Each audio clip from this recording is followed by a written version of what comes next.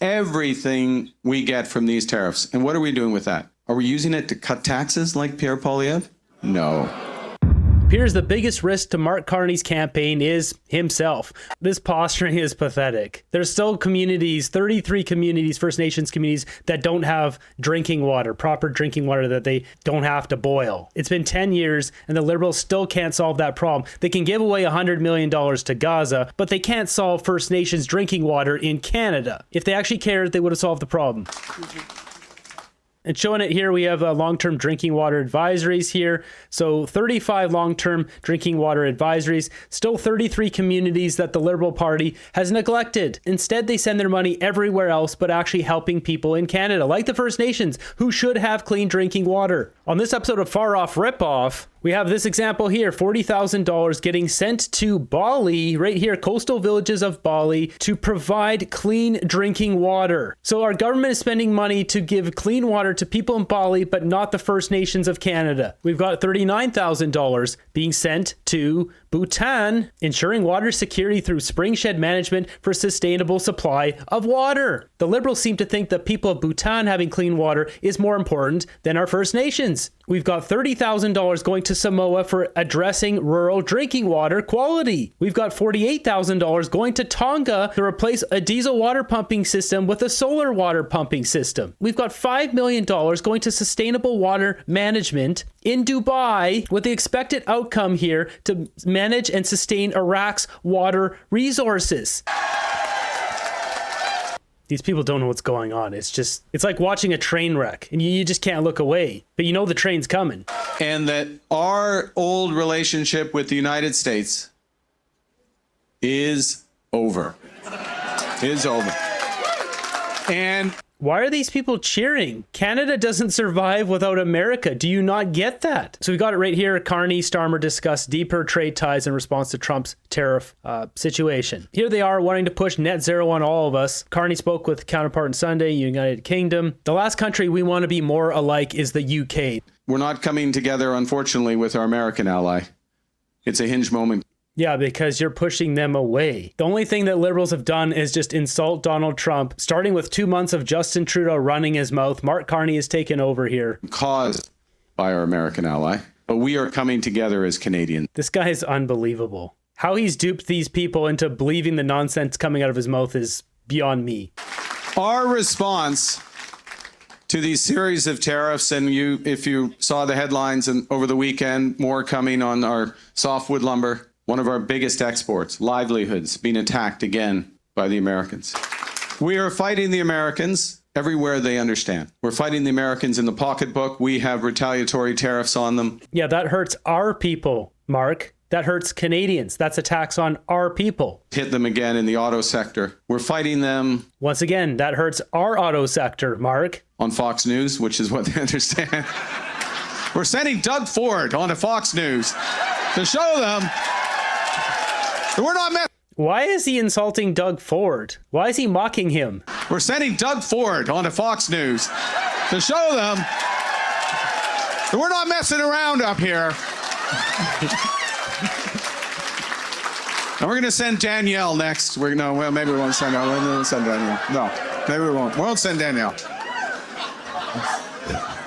What is wrong with this guy? He's insulting Doug Ford and Danielle Smith publicly during this event in Victoria. This is unbelievable. I can't even fathom what I'm watching here. He's mocking Doug Ford and Danielle Smith for going down to America and trying to smooth things over so Canadians don't get obliterated. Keep her. No, it's a bad idea. Forget. Strike that. Just ignore that back there. He struck up this conflict, then quickly had the snap election to stay in power. Doug Ford went down there. He was vouching for Canadians, whether you like the guy or not, whether it's all political or not. Why would Mark Carney then mock Doug Ford? How does that help his campaign? I don't understand this guy. Albertans have been stomped on and being kicked around for years, for decades in Canada. Enough is enough. We can eventually get rid of David Eby, considering our election seems like it was compromised, ballots being stuffed in people's garages, and the Conservatives were leading in the polls, then suddenly, out of nowhere, David Eby leads and wins, just barely. Canada's screwed. Quebec doesn't want to build pipelines. They don't want to drill. They don't want to make make real money in Quebec, who's going to pay the bills? What is Mark Carney's agenda? Canadians need to take a serious look at what's going on here. It's not some banker guy who's just here to save us. This guy was sitting on the boards of all the biggest companies. He's stepping down to be prime minister, doing it just to help us out. He does not care about helping us out. He called Western society morally rotten in his book. Read his book and tell me you want to vote for this guy. And we are protecting our workers that are affected by these tariffs. So we are By putting tariffs on, which then hurts their jobs. Congrats. taking everything we get from these tariffs. And what are we doing with that? Are we using it to cut taxes like Pierre Poilievre? No. You're sending them to Gaza. You guys just sent $100 million. You just sent 84 some odd million dollars to Al Qaeda. That's what you're doing with our money. Are we buying a few military toys like Pierre Poilievre? No, we are giving it. We are not giving it. We are giving it. We are giving it. You're giving it? Those words there reek of a Freudian slip. Is he going to be giving our money to people like this? His buddy at Telesat Lightspeed. Remember this clip here where they're grilling for champagne on this $2 billion interest-free loan? Anyone else want to have an interest-free loan for, what was it, 6 or 7 years? $2 billion?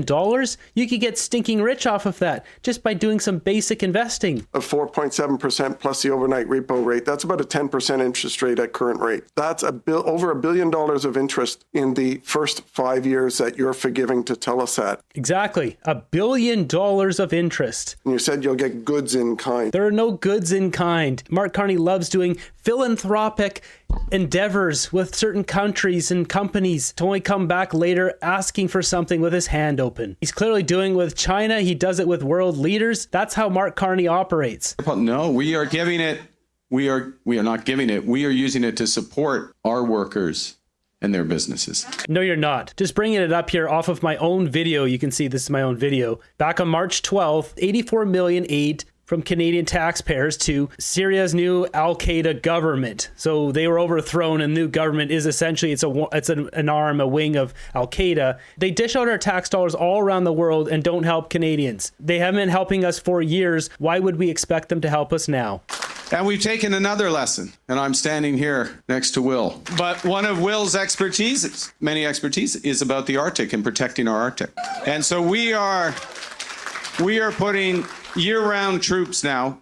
Unbelievably, we didn't have this. Year-round troops, about time exactly, in the Arctic, 365 days a year, in the air, on the ground, in the water. That's interesting. Why did Justin Trudeau allow the Chinese Communist government to send their troops, which was reported that there were spies as well that came with them, to train with Canadian troops in the Arctic? Would you like to answer that one, Carney? Why Ottawa let Chinese forces attend a military sciences meet in Canada? Also got this one from Daily Mail. Justin Trudeau invited China's People Liberation Army to train troops in Canada, according to top secret documents published by Canadian conservative news site, which claims they were sending spies, not just soldiers, to train. The big thing we're going to do is build. This is a fundamentally... Oh, please.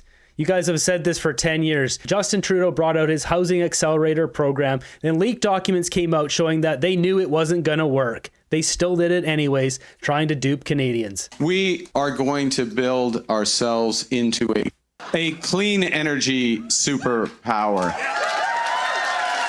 This guy's doing one heck of a job of insulting Danielle Smith and Doug Ford.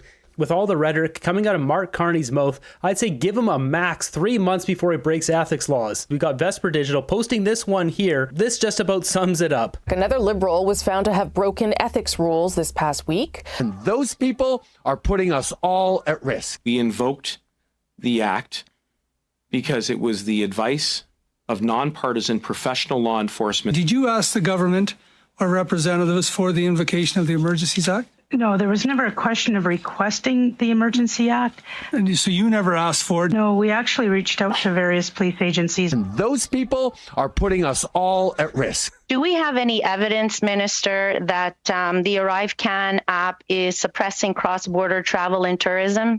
There is no evidence, Ms. Katrakis. Officials that appeared as to the uptake statistics that the government is seeing for the ArriveCan app. With the contact time that a border officer is spending with a traveler, certainly that has gone up quite substantially, and border infrastructure wasn't designed for those types of wait times. Another Liberal cabinet minister was called out today for breaking federal ethics rules by awarding 2 contracts to a friend she has known for nearly 20 years. Let me be clear in saying once again that I made a mistake. My office contracted services from someone close to me, a friend. But because of our friendship, I should have recused myself from any and all dealings. Those people are putting us all at risk. Rajvinder Singh Grewal is accused of failing to report millions of dollars in personal loans, Bev, to the ethics commissioner. Also, the Mounties are saying he solicited loans for his own benefit by using his public office, and also say that he administered his constituency office budget for his own benefit. And a Liberal member of Parliament was caught without clothes during the virtual House of Commons today. Another Liberal, another apology. I am very sorry. The latest from Quebec MP Greg Fergus, found to have violated the Conflict of Interest Act. Trudeau's former finance minister, Bill Morneau, was found to have violated the Conflict of Interest law after Dion determined We Charity founders Craig and Mark Kielburger were legally friends of Morneau's, and Morneau's actions were judged to have advanced their interests. Why do these ethical breaches keep happening? And first of all, And those people are putting us all at risk. 9 corrupt actions by Liberals in 2 minutes and 48 seconds. By my calculation, she'd be able to cover their entire gamut of felonious malfeasance in approximately a 40-minute video. That's just a taste of it. There's so many. With the Liberals already clocking in record amount of ethics breaches in their last 10 years in their reign of power, what is it going to take to convince Liberal supporters that this banker, this megalomaniac, is going to be any better or any different than Justin Trudeau?